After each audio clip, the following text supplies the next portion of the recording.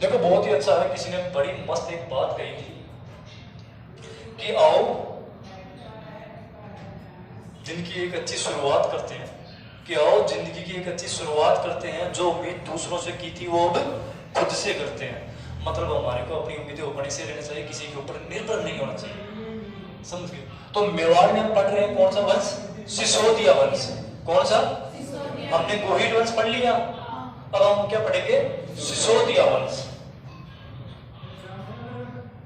सिसोदिया, बिल्कुल सिसोदिया वंश पढ़ेंगे, ठीक है। ये सिसोदा शाखा के थे लोग, कहाँ के थे? सिसोदा शाखा, ठीक है। यहां का था लक्ष्मण सिंह। कौन था? लक्ष्मण सिंह था। फिर उसके बाद में उसका बेटा आया कौन? हरि सिंह। आना है लक्ष्मण सिंह, दूसरा इसके नीचे आएगा हरि सिंह, हरि सिंह। और हरि सिंह का पुत्र कौन होता? राणा हमीर। कौन है? राणा हमीर। अब इसका बड़ा कर्तव्य था कि इस बंदे ने क्या मेवाड़ की शाखा को चेंज कर दिया था, क्योंकि पहले गोहिल रावल लगते थे, जो मेवाड़ के राजा थे पहले गोहिल वंश, उनके आगे क्या लगता था? रावल, ठीक है। अब इनके आगे क्या लगने लग गया? राणा। क्या लगने लग गया? राणा, बिल्कुल। अब आपको पता होगा कि अलाउद्दीन खिलजी ने राव रतन सिंह को हराकर खिलजाबाद जो किसको सौंपा था? उसका पुत्र खिज खां, है ना। और खिजर खान ने वो किसको सौंपा? मालदेव सोनग्रा को, ठीक है। तो फरिश्ता के अनुसार कहा जाता, फरिश्ता एक लेखक है ना, उसके अनुसार कहा जाता है किसने? राणा हमीर ने 1326 ईस्वी के अंदर, कब? 1326 ईस्वी के अंदर मेवाड़ पर पुनः अधिकार कर लिया। किस पर? मेवाड़ पर पुनः अधिकार कर लिया किसने? राणा हमीर ने। और फरिश्ता के अनुसार यह भी पता लगता है कि जो मेवाड़ प्रशासन किसका था? मालदेव सोनग्रा। उसको वहां वो क्या उस राज व्यवस्था को संभाल नहीं पाया। क्या नहीं कर पाया? राज व्यवस्था को संभाल नहीं पाया, तो वहां क्या लोगों ने उसकी क्या करती? हत्या कर दी। और कई किताबों के अंदर, कई गाइड्स है उनके अंदर कहा जाता है कि किसने? राणा हमीर ने जो चित्तौड़ जीता था ना मेवाड़, वो मालदेव सोनग्रा का कौन था? पुत्र था बनवीर सोनग्रा। कौन था? मालदेव सोनग्रा का पुत्र मालदेव सोनग्रा। इसका पुत्र कौन था? बनवीर, बनवीर सोनग्रा।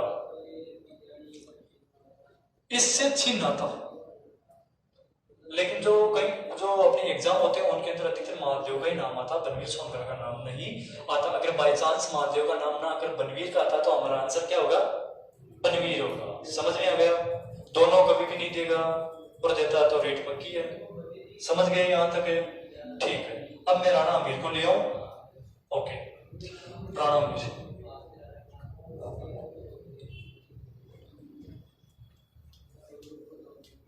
देखो बिल्कुल आराम से माइंड क्लियर रखो, अपने आप समझ में आ जाएगा और कुछ भी नहीं है। राणा हमीर, यानी जब से अमीर ने चित्तौड़ पर शासन किया तो उसके बाद वो सिसोदा वंश था, उसका नाम सिसोदिया हो गया। क्या हो गया? सिसोदिया। और उनके जो राणा जो रावल थे उसके आगे क्या लगने लग गया? राणा। उनकी शाखा चेंज हो गई। हमीर का शासन कहा था 1326 से 1364। कब तक था? 1326 से 1364 था। इसके पिता कौन थे? हरि सिंह। कौन थे? हरि सिंह। ओके। हमीर को मेवाड़ का उदारक भी कहा जाता है। क्या कहा जाता है? मेवाड़ का उदारक। नहीं, इसको नहीं कहा जाता। भामाशाह का मतलब क्या होता है? दान देने वाला, जो सहायता करता है किसी की, तो अमीर थोड़ी था।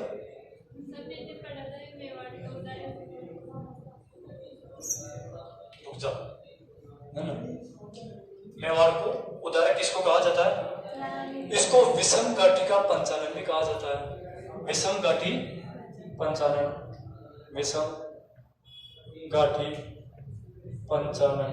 इसका मतलब होता है कि कोई भी विकट युद्ध हो उसके अंदर शेर की तरह लड़ना, है ना। किसी भी प्रकार का युद्ध उसमें शेर की तरह लड़ना। इसने चित्तौड़ के अंदर, कहां पर? चित्तौड़ के अंदर अन्नापूर्ण के मंदिर का निर्माण करवाया था। मंदिर का निर्माण करवाया। इसको रसिक प्रिया के अंदर, इसमें रसिक प्रिया, इसके अंदर क्या कहा गया है? वीर राजा। क्या कहा गया है? वीर राजा। ठीक है, तो इसका जो हमारा जो इंपॉर्टेंट चीज है वो मैंने आपको बता दी है। जितनी थी राणा हमीर की वो मैंने आपके सामने रख दी है। देखो, सबसे पहले राणा हमीर ने किसको हराया था? मालदेव सोनबरा, उसको हरा करके मेवाड़ पर क्या कर लिया था? इसने अपना राज्य स्थापित कर लिया था। कई किताबों में बनवीर का उल्लेख मिलता है। बनवीर से इसने क्या इसको छीना था। ठीक है, कब छीना? 1326। यह मेरे को किससे पता लगता है? फरिश्ता के अनुसार। किससे? फरिश्ता था मेवाड़। वो कैसे जीता था? फिर उसके बाद के अंदर क्या आता है कि हमीर को मेवाड़ को उदारे क्यों कहा जाता है? क्योंकि इसने एक बार पुनः मेवाड़ को बसाया था। इतना समझ में आ गया।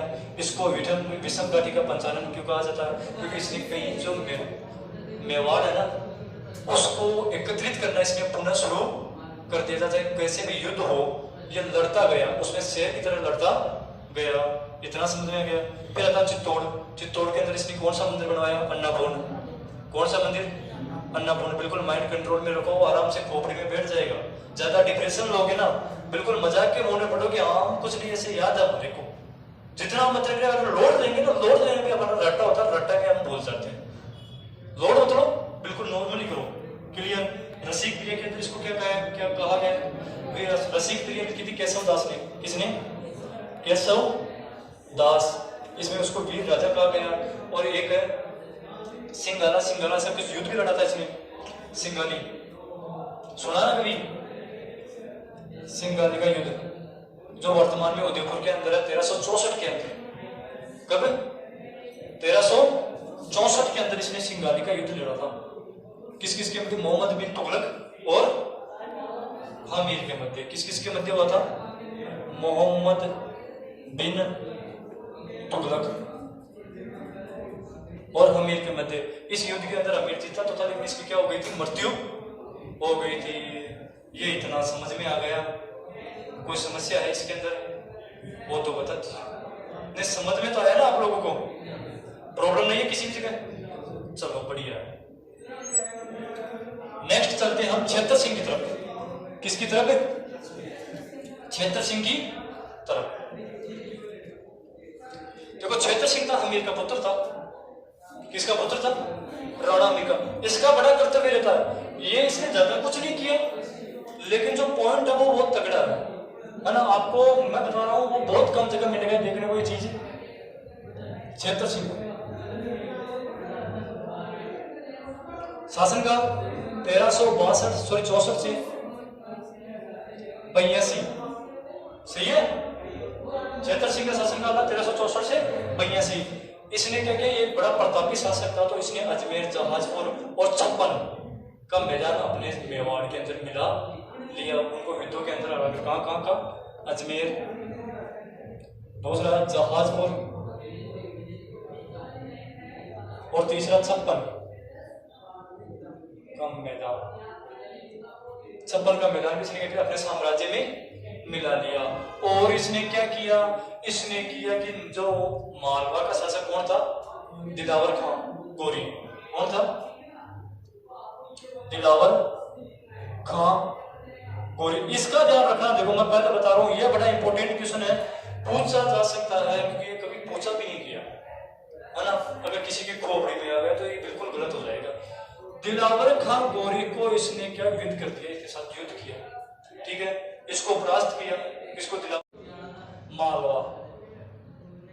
मालवा का शासक। तब से मेवाड़ और मालवा के अंदर क्या हो गई? शत्रुता जानो, लड़ाई वो शुरू हो गई। तो ये पूछा जा सकता है कि मेवाड़ और मालवा के मध्य शत्रुता किसके काल में प्रारंभ हुई? तो हमारा आंसर अगर हमारे को आता तो राणा क्षेत्र सिंह। अपने को आता तो सही हो जाएगा, और नहीं आता तो अपना गलती होगा ना।